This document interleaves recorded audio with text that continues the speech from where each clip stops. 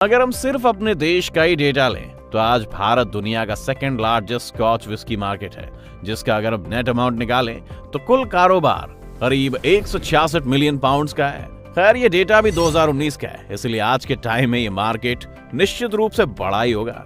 वैसे बात अगर विस्की की कर रहे हैं तो सबसे पहले अगर इसकी हिस्ट्री पर जाएं तो आप पाएंगे कि विस्की की खोज किस एक इंसान ने की थी, इस बात का तो कोई प्रूफ नहीं मिलता है, लेकिन हमें ये जरूर पता है कि इसका आविष्कार कहीं ना कहीं चाइना में हुआ था। कुछ लोगों ने इसके आविष्कार का श्रेय चाइनीज मंक को दिया है, जहां लिक्विड अनाज को सड़ाकर बनाया जाता है और उसे कहीं ना कहीं दवाइयों के तौर पर इस्तेमाल में लाते थे। लेकिन इसके बाद जब ये तरीका स्कॉटलैंड पहुंचा तो यहाँ इस लिक्विड को इतनी मोहब्बत मिली कि इसे और बेहतरीन बनाने के लिए अलग अलग तरीकों पर काम किया गया।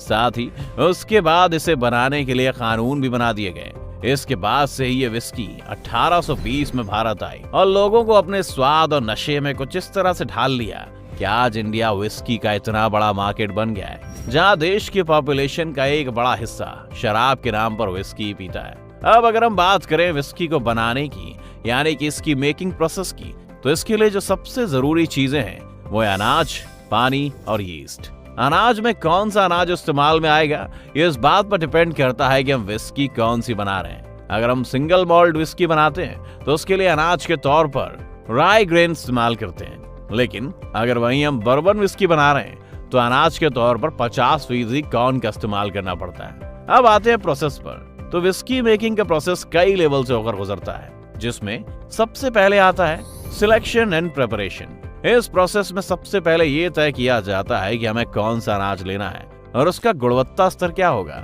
ये सब डिसाइड किया जाता है। साथ ही पानी में कौन कौन से मिनरल की मौजूदगी होनी चाहिए, इस बात का भी ध्यान रखते हैं कि अगर पानी में लाइम मौजूद है तो वो विस्की मेकिंग प्रोसेस को काफी आसान कर देता है। इसके बाद हम आते हैं मॉल्टिंग प्रोसेस में। इस प्रोसेस को अगर पहले एक साइंटिफिक काम से समझें तो इसका मकसद होता है इस्तेमाल में आने वाले अनाज के एंजाइम को प्रोड्यूस करना, क्योंकि ये वही एंजाइम होते हैं जो अनाज में मौजूद स्टार्च को सेल्यूलोज शुगर में बदलते हैं। इसके लिए सबसे पहले अनाज को पानी में एक बार भिगो लेते हैं। वजह सिर्फ ये कि उसे फिर दोबारा भिगो सके। 2 बार भिगोने के बाद इसको फिर से फैलाकर सुखाने के लिए छोड़ दिया जाता है। ऐसा करने से ही एंजाइम प्रोड्यूस होना शुरू होता है। अनाज को सुखाने और उसमें स्मोकी टेस्ट लाने के लिए उसे कोयले के धुएं में सुखाते हैं और इस बात का ध्यान रखते हैं कि कमरे का टेम्परेचर 70 डिग्री से ज्यादा नहीं होना चाहिए।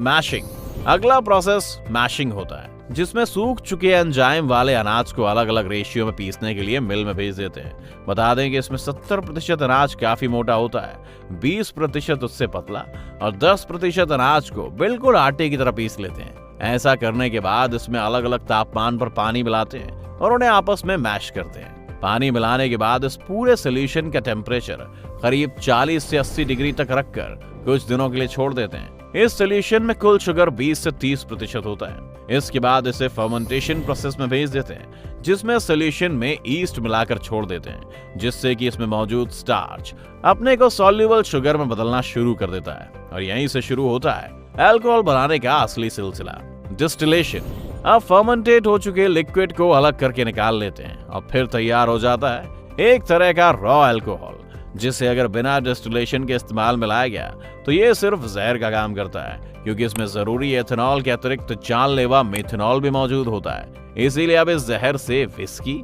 या कह लें कि इथेनॉल को निकालने के लिए इस लिक्विड को कॉपर के बड़े बड़े कंटेनर में भरकर रखते हैं।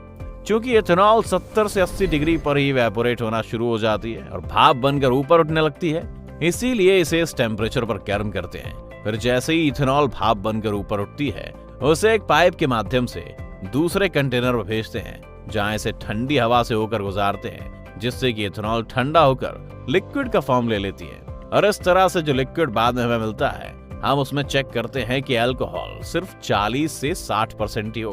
अगर ऐसा है तो ठीक है, वरना अगर ज्यादा है तो इस लिक्विड में पानी मिलाकर उसे ओक की लकड़ी से बने बैरल में भरकर रख देते हैं, जिस बैरल को अंदर और बाहर दोनों तरफ से एक बार चलाया गया रहता है। ऐसा कहा जाता है कि इस बैरल में विस्की को करीब 3 साल तक रखना चाहिए, लेकिन आज भारत में इसकी खपत इतनी है कि इसे 3 साल तक रख के इंतजार कर पाना बहुत मुश्किल होता है। इसीलिए आजकल बहुत सी कंपनियां ऐसे डिस्टिलेशन के बाद बोतलों में भरकर लेबल लगाकर मार्केट में भेज देती हैं। लेकिन दोस्तों, आज भी जो महंगी विस्की मार्केट में देखने को मिलती हैं, वो कहीं ना कहीं इसी तरह के बैरल में भरकर एज की जाती हैं, क्योंकि विस्की के बारे में कहा जाता है कि जितनी पुरानी होती है उतना ही अच्छा टेस्ट देती है। तो दोस्तों, ये थी फैक्ट्री में विस्की बनाने की पूरी कहानी।